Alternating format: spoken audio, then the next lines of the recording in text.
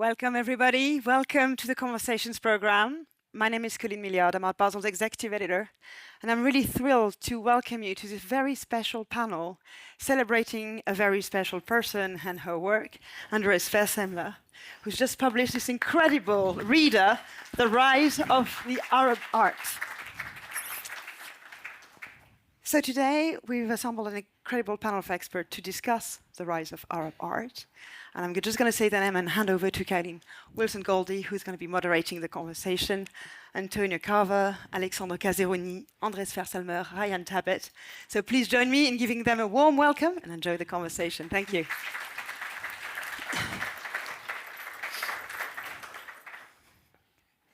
Hello, everyone. Thank you for being here on a Saturday afternoon, and thank you to Colleen and Simon and the team at Art Basel for bringing us together to talk about the rise of Arab art. It's an honor for me to moderate this conversation with old friends and former colleagues, as well as experts in the field who are new to me, though not to each other. We're here today because of a book titled The Rise of Arab Art, and because of its editor, Andrée Sfeir-Semler, who is an art historian and the founder of the Sfeir-Semler Gallery. Sfeir-Semler first opened its doors 40 years ago in the port city of Kiel in northern Germany, then moved to Hamburg. Sfeir-Semler opened a second gallery in Beirut 20 years ago in 2005. Sfeir-Semler in Beirut is itself now two spaces, with the large industrial space in Carentina and a project space near downtown Beirut close to the port, which, in terms of fashion trivia, is also the space of the former showroom of the designer Rabia Kairouz. It's difficult to overstate how much of an impact the gallery had when it opened in Beirut. It was a big deal. It jolted the local art scene. It shook things up. It was serious and ambitious, and it tethered Beirut to the international art market in a way that hadn't happened before. The cultural landscape in Beirut at the time was rich and layered.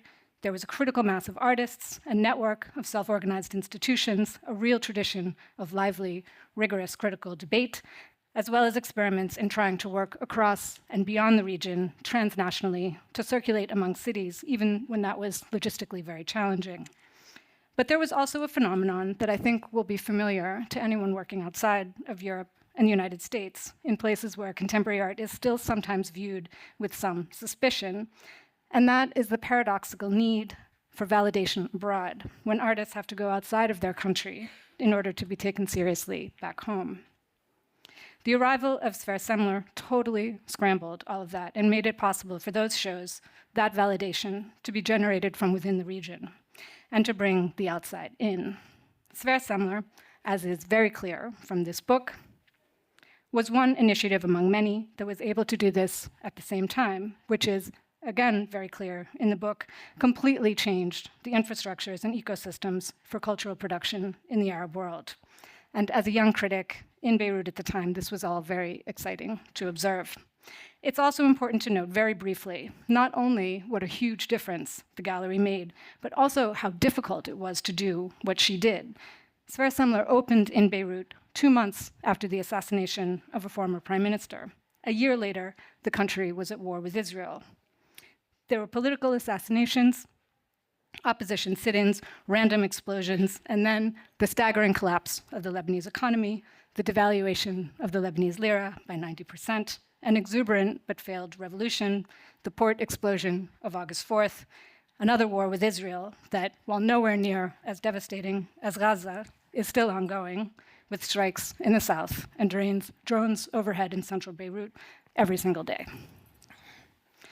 Andrée could have done many things to celebrate her anniversary, her stamina, perseverance, and her success.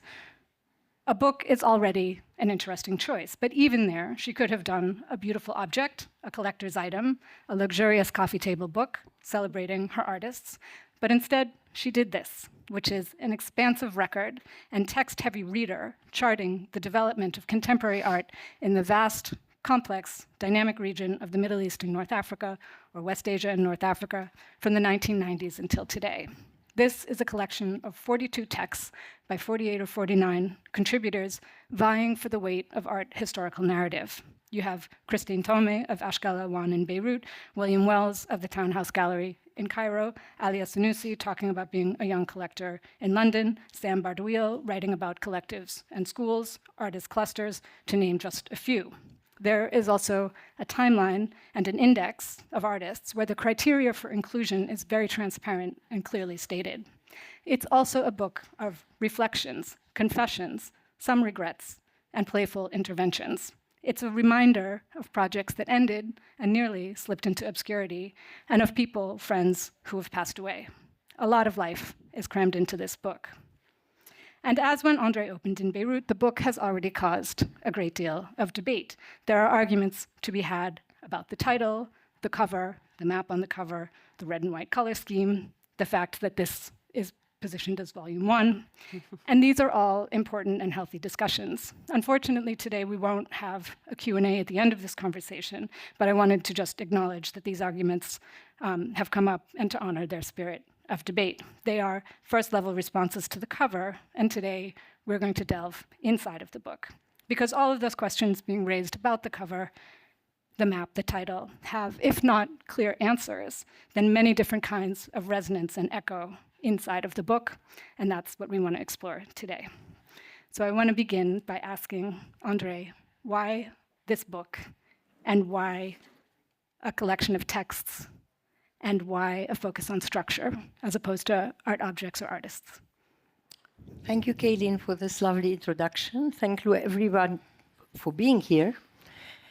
And I am a Bourdieu student, a Pierre Bourdieu student. That means I do not believe in art as an object. I believe in art as a product of a society, as a reflection on culture, on the time we live in a socio-geographic context. When I first opened the gallery in Beirut, I said, this is only the start of a long way, because it wasn't clear at that time that it will be possible. And when we opened, in the early 2000s, there were very few things that were happening. Almost no biennials, no museums, no collections. And when we look, no art fairs, no market. People would ask me when we showed the first time at Art Dubai in 2006, if works, it was an art fair, if works were for sale, if I had made all the works on the walls. So it is an exponential growth that happened. In 20 years, you do not recognize the landscape. It is, in fact, we are now in a place that we couldn't have dreamed of 20 years ago. Therefore, I thought it is the moment to write the archaeology of the contemporary art scene in the Arab world. In 10 other years, it won't be possible anymore. If it continues at this speed, it won't be feasible. And I have addressed, and I'm very thankful to each of the authors. I've addressed the main who made it happen, the persons who made it on sites. We looked at the whole region. We looked at the curators, the donors, the big sponsors, and the press, whatever makes an art scene, the distribution. But of course, the reason of this book is art. But this book doesn't speak much about art, because it speaks about the in-between, the structures that make art possible, because art in a vacuum does not exist. Art needs a surrounding, a structure to be receptioned and to be carried out and in.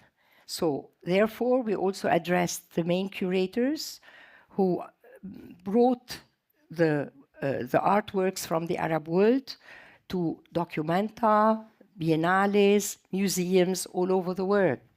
And what's fantastic is 20 years ago, you almost wouldn't see anywhere art from the Arab world.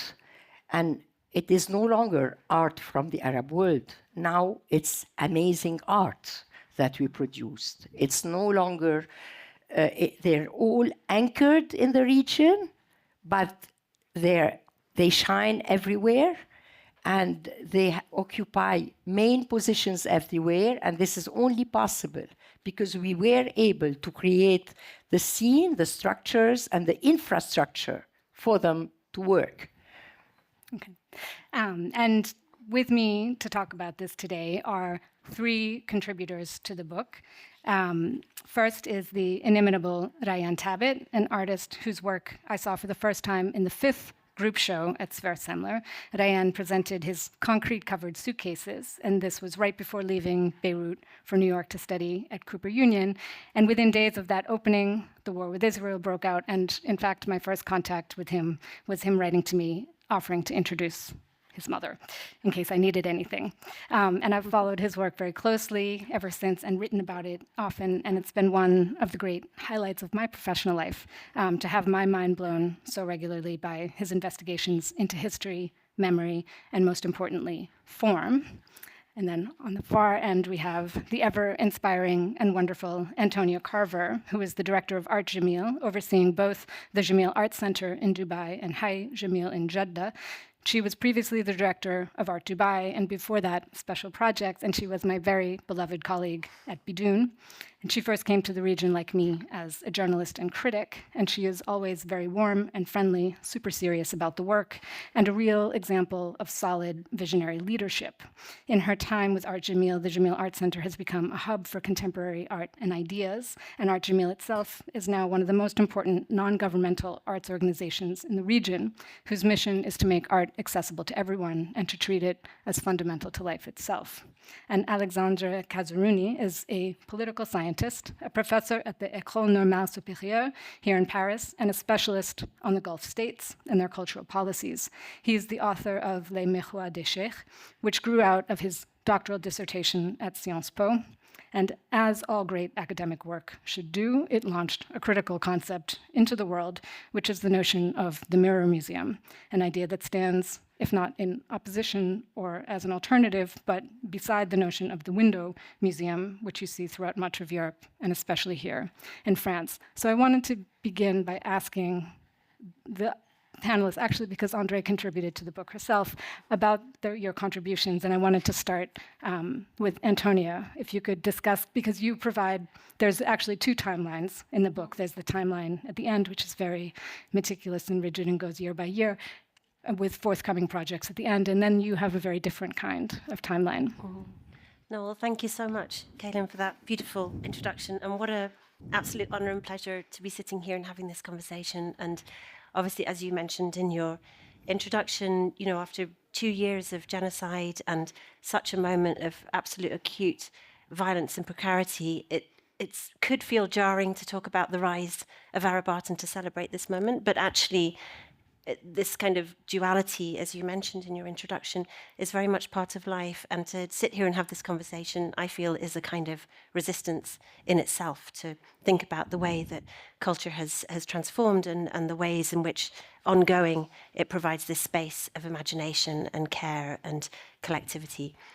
So, I mean, just to start, I mean, I guess, you know, the rise of Arab art kind of coincided with this really big moment in the art world in general. If we kind of think about, we could talk about the rise of art in China or India, but this kind of global, you know, geopolitical or cultural shift in which the art, you know, the kind of world crashed into what was perceived to be the art world, which before that had been very much kind of imagined as London, Paris, and New York, and then suddenly to have the rest of the world wake up to the fact that there was a world within the art world was something that kind of was very much part and parcel of this kind of movement. And then at the same time to see Western institutions themselves over the past 30 years, the idea of kind of accessibility, outreach, even footfall as a metric is something that's also kind of transformed within museums as well. So the need for museums in Europe and America to reimagine their publics and understand that those publics are diverse and want to see art from all over the world is also something that kind of coincided. And I guess the last theme, which I'm always really fascinated by, particularly from a perspective in the Gulf, is the sort of hand-in-hand rise further education and the role of universities together with the art sphere. So, obviously in the post 9/11 era, it was very hard for young Arabs and South Asians to travel to universities elsewhere. And this kind of turning inwards and the boost of the universities locally, plus women going en masse to university in the Gulf, I feel is something that can't be underestimated, how much that kind of also powered the rise of Arab art.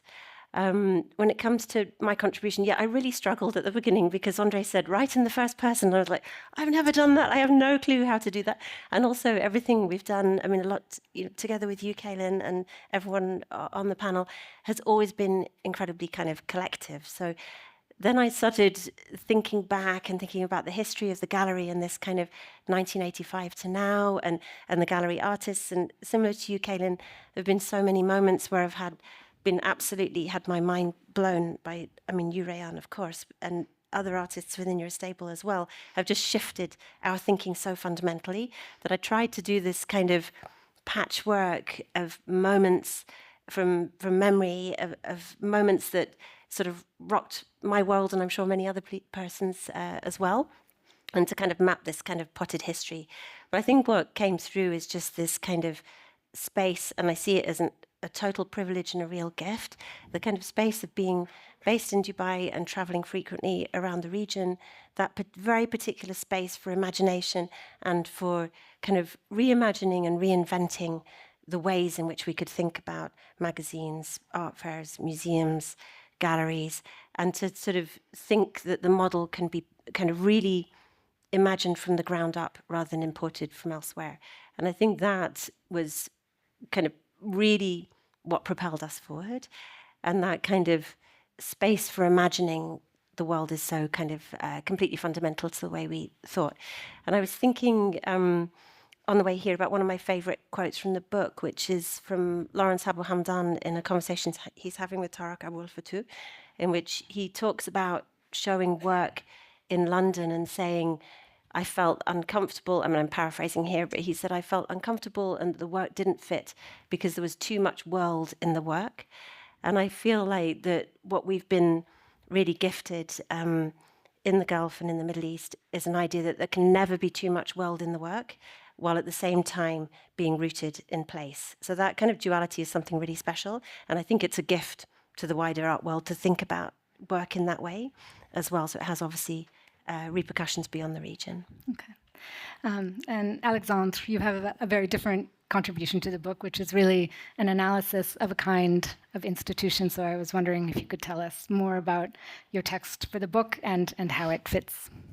So my contribution to that book, and I thank Andrée for having invited me to join the team of writers, is the one of a political scientist who started wondering what those new cultural forms in Qatar and Abu Dhabi, in particular, a new relation to museum that started in the early 90s in Qatar with the Museum of Islamic Art designed by Ayam, till the Louvre Abu Dhabi, who was imagined around 2004, 2005 in Abu Dhabi, and that has opened in 2017 with a building designed by the same Jean Nouvel. What those new cultural forms were telling us about the form of power in Qatar and Abu Dhabi. Two political entities that are very much visible nowadays on the international stage, but we don't know so much about concerning their internal politics. So the main observations that I did, and I tried to describe in the contribution that I'm only summing up here for you, were first and foremost the dynamics, which is a new relation to museums, started in the early 90s in Qatar. And second, concerning the geography, this dynamics has expanded in Qatar and Abu Dhabi and not so much elsewhere along the southern shore of the Persian Gulf. And the main question is, why not in Kuwait? Because Kuwait is very wealthy with oil. And so the explanation, the political context has to go beyond the oil and gas explanation. We have to go beyond oil to understand what has happened. So I managed to distinguish two levels of understanding. The first one is the easiest to imagine, is at the international level. And the second one, more difficult, but it explains why Kuwait is not part of that dynamics, despite its tremendous wealth, has to do with internal political life in Qatar, Abu Dhabi, and in general in those coastal states of the southern shore of the Persian Gulf. So let's start with the international level of understanding. In the early 90s, a very crucial event happened for the Arabian Peninsula, which is the so-called Gulf War. One of those political entities disappeared during 6 months. It was occupied by Iraq, and it was liberated. So it was called a liberation of Kuwait 6 months later, thanks to mainly 3 countries: France, the United Kingdom, and the United States. And afterwards, along that coast, the ruling families, they started reinforcing their relations with those 3 military powers. They diversified not so much their economy, which has remained very much depending on oil and gas, but they have diversified their networks in those 3 countries. And a way to diversify the networks consisted in going beyond the usual partnerships with the industrial sectors of energy and defense. So they started imagining cultural projects which were creating opportunities to spread contracts, to interest in the survival new segments of the social elites of those 3 countries, and segments that were able to shape public opinion. Because the challenge for those political entities in the Arabian Peninsula is that their defense now depends very much on democratic regimes, where the opinion of the middle class has to be taken into account. And that was very precious for them in that context to have on their side academics through university contracts, art people through the museum project, but also the art fair, and also people in the field of sport that are so popular. And having now in the tube in Paris, so many people, young people, you know, belonging to the middle class, even the lower middle class, having the name of Qatar on their T-shirts because they are fan of PSG. This is a big success for Qatar, you know. And this is the international level of understanding the phenomenon. If you want, balancing the dependency of the UAE and Qatar, dependency from the military powers that are France, the UK, and the United States, by dependency of those countries, financial dependency from their ability to spread contracts. At the internal level now, because this does not explain why Kuwait is not part of that dynamics. Why don't we have a Louvre Kuwait or a Sorbonne Kuwait or an NYU Kuwait? In Kuwait, the population outside of the core of the ruling families has opposed such projects. Why? Not because those projects are culturally liberal, but because of the way those projects are implemented. If you look at how those projects, those cultural projects that convey cultural dimensions of liberalism in Qatar and Abu Dhabi, they have been implemented with foreigners who are contractors, who are service providers. And the national population that was in charge of implementing public expenses till the 90s has been excluded from that process. And because the aim was to spread the money outside also. And in Kuwait, society outside of the ruling family is very strong, or at least is much stronger than in the other coastal states. There is a parliament, there is a politically liberal life. And the paradox is that if we don't have those cultural projects that bring in the Arabian Peninsula, some of the most current cultural dimensions of liberalism, it's because in Kuwait there is too much political liberalism. So that's the paradox that I tried to write about in that contribution. Thank you very much. And Rayyane, what did you decide to do for the book, and why? Thank you for the invitation. Thank you all for being here. Andrée and I go a while back. When we first met, I was 17 years old. I was not yet an artist, and Sfeir-Semler Gallery did not yet exist in Beirut. So in a way, it was a promise, right? The promise of a space like the gallery in Beirut, and the promise of maybe a structure that would allow someone like me to find a way to keep a record of what was going on around me. I firmly believe that our duty as artists is to, especially in a context like Lebanon, in the absence of institutional support and governmental memory, where erasure is an essential component of survival, specifically from the political class. It becomes your duty as a practitioner to keep a record of the past in the present for the future. And in order to do that, you have to go looking for traces, for stories, for things that are hidden, for things that cannot be said, and give them somehow form or shape. So it took me a while to think, what could my contribution be? Is it like, a personal story of, our parallel trajectories, Andrée and I, in the last 20 years? And then I thought that maybe it should be a record of encounters, these accidents that happen along the way, that are very particular to a place like Lebanon, where a chance meeting, you overhear a random conversation.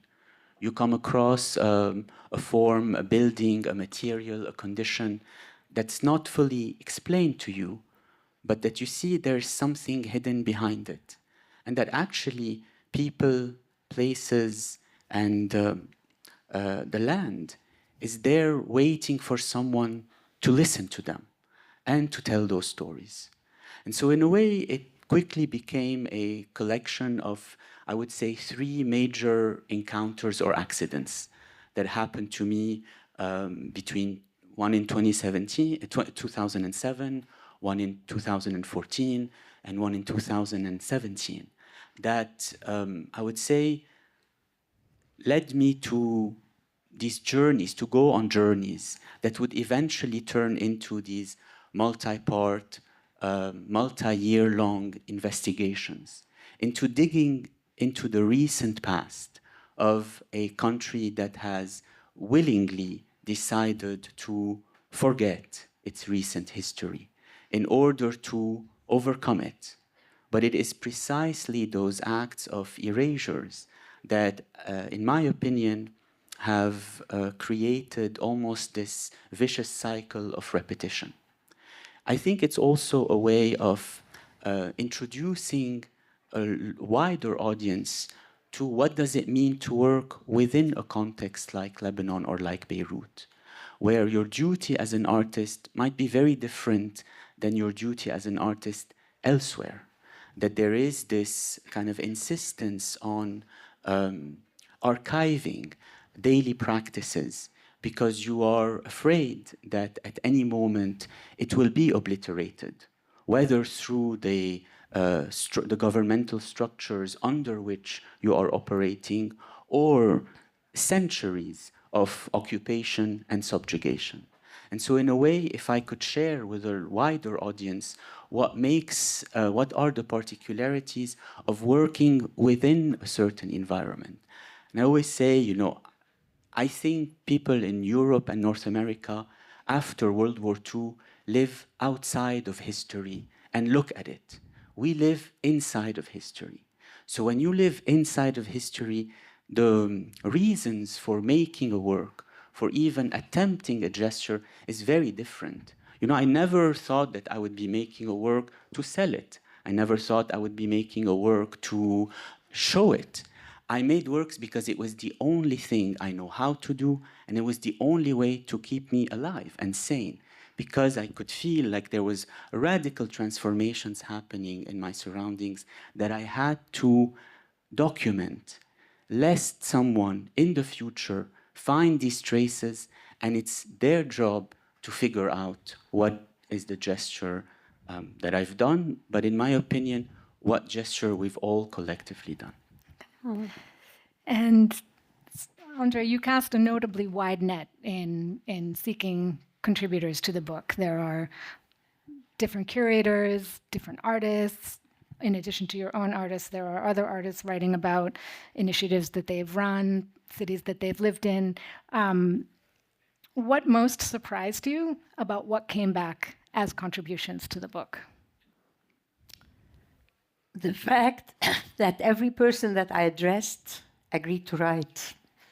It was really fantastic that every person I had thought of and invited agreed to do it. And of course, the book is called Volume 1 because we couldn't cover everything. I'm certainly not going to do Volume 2. This is up to anyone else to do it. But it is a start. This book is a start. We have certainly done mistakes. We have certainly forgotten things. But we have also very precious articles. And I must say, the different facets of this art scene is what I think is best in the book, because it's not linear. There are many, many different aspects from the collector's point of view, the even shipping point of view, whatever you need in order to produce an art scene, the galleries, the museums, the press, but also people like Sheikha Mayasa and Sheikha Hour are in the book. Also persons like Caroline Christoph Bakariev, who was the first documenter with so many artists from the Arab world, and who changed also our life, because as a gallery we had like 6 artists at document. This is tremendous. So I think that I don't have a precise text that I like better than the other. I love many of them, and I really hope that it will become a tool in universities to look at the start. And I think that my team did an amazing job with the chronology, which you mentioned earlier, the chronology of whatever happened since the late 19th century to make whatever happened throughout. There is nothing as such that has been ever published. And this is, I'm very proud about it, but I've only put it together. And the 49 contributors, my team has worked really hard on doing it. It took us less than a year to produce it. And especially Leah Shikhani and Anna Zieler, who were major in the making of this book, are very important. And we have also an alphabetical artist index, which you also mentioned. And I've learned already now that we've forgotten artists who are really important to me, like Daniel Ginatri. So you can't do such a book without forgetting things and making mistakes. And this is my answer. And Alexandre, as a political scientist, could you imagine, like, what surprised you in the book, or did you find useful? And could you imagine students at your university making use of this book in an academic setting? So I went to the article published by Walid Raat. I thought I will read Walid Raat, and I saw that there is no text, images, but they were so meaningful and so much echoing the idea that came to me when I was looking for a concept, the mirror effect. Because Walid Raat, who is a Lebanese artist, has put several pictures he shot between 2003 and today, and he called his contribution scratching from things I could disavow. And if you look at the pictures, they show you surfaces that are flat, empty, and reflective. And that was really what I felt when I was wondering what could be the metaphor for those new museum projects. And I got the idea of the mirror. Because also I had met, and now she passed away, an Iranian artist in Abu Dhabi, Monir Farman Farmayan, who was doing mirror panels. And I remember it was 2009, I came back to Paris and I said to one of my classmates, oh, I met an artist, she does a mirror panel, and it looks like what I perceive on the ground from the urban planning and those projects. And I find this very interesting, this ability of that book to bring together social actors of the phenomenon, artists, and also academics. And this is something very few people are able to do, and Andrée was able to do so. But I have to say that Dubai, which is the location of the rise of this new art scene, much more than Abu Dhabi and Qatar, has created this platform for dialogue for different categories of people, but also people from different areas. And this book is on the rise of Arab art, but what has happened with this new art scene is also to bring together two words, which is the Arab and the Iranian word. So Dubai has really been able to be a place for unexpected dialogues and exchanges, as opposed maybe to the museums in Qatar and Abu Dhabi, which were very much in a bilateral conversation between those countries and France, the UK, and the United States.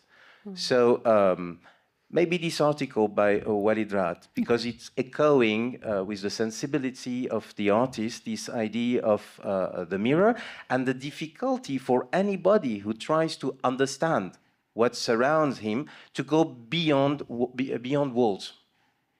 And there is the proposal of the academic, which goes by very simple methodologies, chronology, geography, and the attempt of the artist, which in the case of Walid Raad is bringing reality into tales.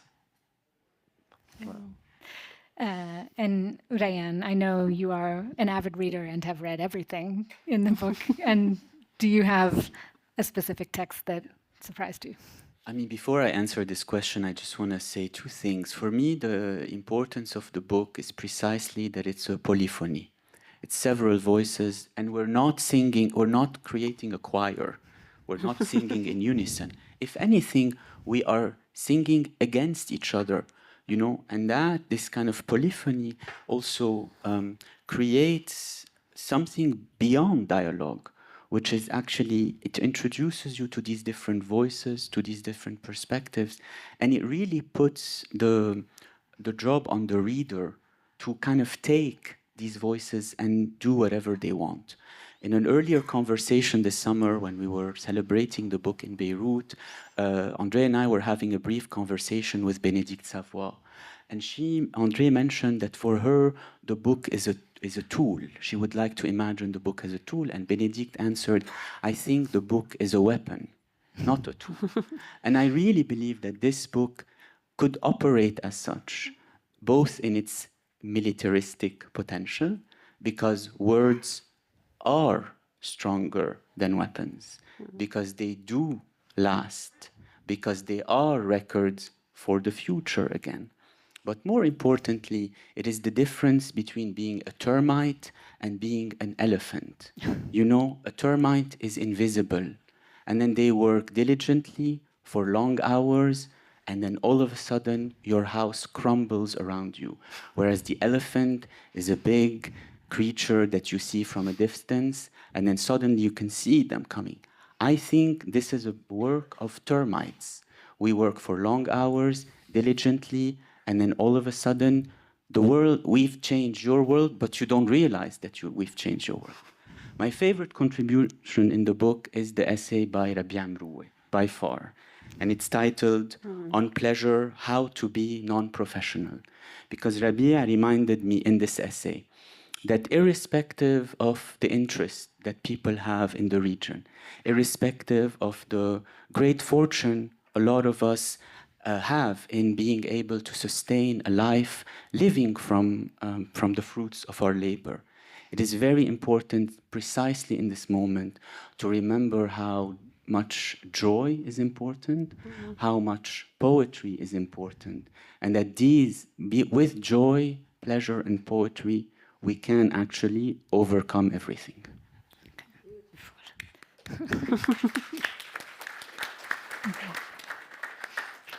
And Antonia, as someone who's worked on many different levels of infrastructure and in many different kinds of institutions, how did you find all of those different layers represented? And was there something that you noticed, running through the book that was important?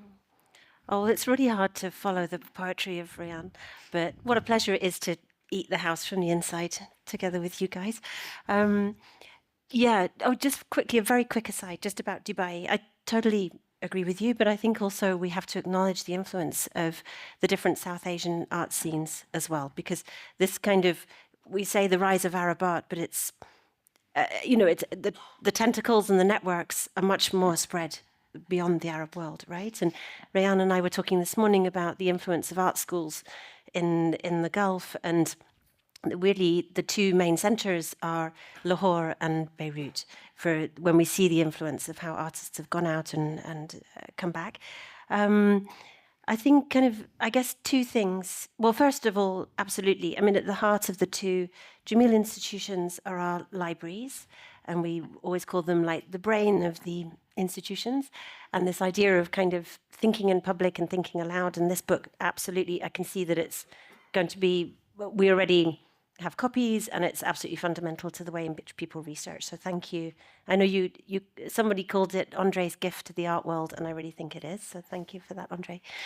Yeah, two things. I mean, I guess one thing that comes through in the book is the ways in which artists have acted as enablers and infrastructure builders and created kind of institutional thinking or institutional kind of places for others. So if you think of the fact that Ito Barada, for example, opted to write about the Cinémathèque de Tangier and the ways in which Khalil Rabah writes about the Riwak Biennale, and I'm forgetting someone, Akram writes about the Arab Image Foundation, for example. So that role of artists in places where either there's a certain lack of infrastructure or the infrastructure is very government-led, artists, the way they create spaces for others I think is really kind of fundamental. And the other kind of line that you see through it, which I think is super important, I mean, we've talked about a little bit today, like everything began 30 years ago, 30, 40 years ago, but the fact that you have 4 or 5, I think, in the book, kind of, incredible modernist scholars writing about where this all came from is super important. It wasn't like the world arrived, in the Middle East and therefore everything happened. This obviously comes from a really long and deep-seated trajectory that's as much embedded in the literary world and the world of poetry as it is kind of in academia as it is visual art. So, I mean, the contributions of Nada Shabut, I'm going to forget everybody, Sylvia, Annika, Sarah, who else have you got, Andrée? But I mean, honestly, it's like the 4 or 5 great all women modernist scholars of our era are all included in the book. So this is also a total reason just to read it alone. Excellent. And Andrée, I wanted to ask you 2 things that I hear often, 2 opposing observations. One is from young people my age or younger from the region who have reached a point in their life where they want to become young collectors and they really want to have the work of their heritage and their culture reflected in their homes, and they don't know where to begin. The other is people who are not from the Arab world or have no connection to it and follow art very closely and struggle to name one artist from the region. How would you hope that the book is useful to both of those camps? I don't know if this is about collecting. It does not provide bridges in that direction. It is actually rather, I hope that this book will be used in universities or perhaps in many years to imagine how it has been.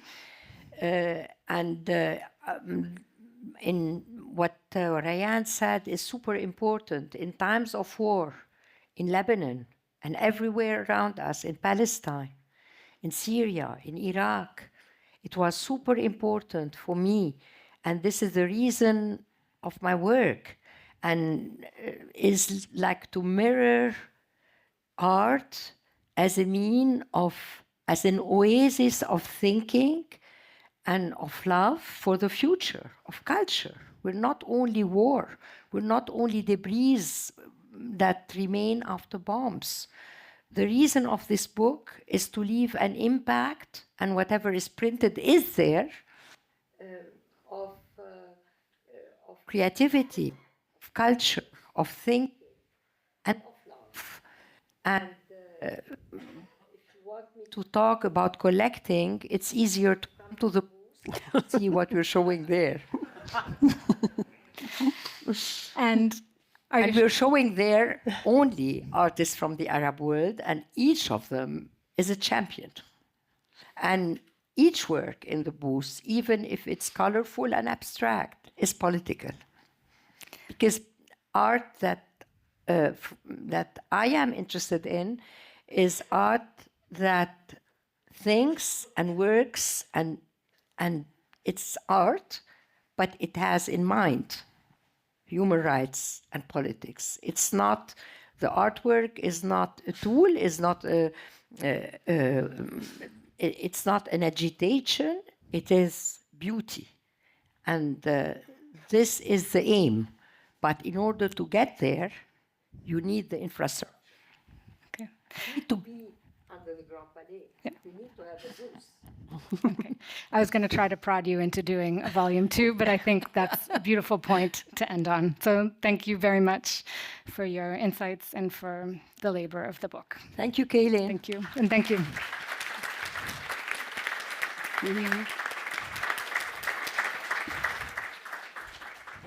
We knew that it was only going to be possible to scratch the surface, and I think we're going to leave so inspired to go and find the book wherever you can, buy it. It's a tool, it's a weapon. But one thing you said, Andrée, about art as an oasis of culture and love is going to resonate with so many of us. So thank you again to all of you, really, from all of us. To our audience, thank you for coming, and do come back for our last panel of the Conversations program, where we're going to change gear completely, and I'll be looking at from coding to collecting the rise of digital art in Paris. So do come back for that, and thank you again for coming. Thank you.